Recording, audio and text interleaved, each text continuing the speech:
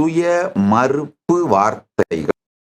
உங்களை நீங்களே டினை பண்ணிக்கிட்டே இருக்கிறது. Self denial words.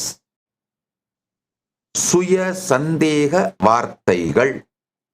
உங்களை எப்பவுமே சந்தேகப்பட்டுக்கிட்டே இருக்கிறது. அதாவது உங்களை பார்த்து நீங்க எப்பவுமே ஆன்டிக்ஸ்ல மட்டும்தான் முடியும்னே உங்களை சொல்லிக்கிட்டே இருக்கிறது.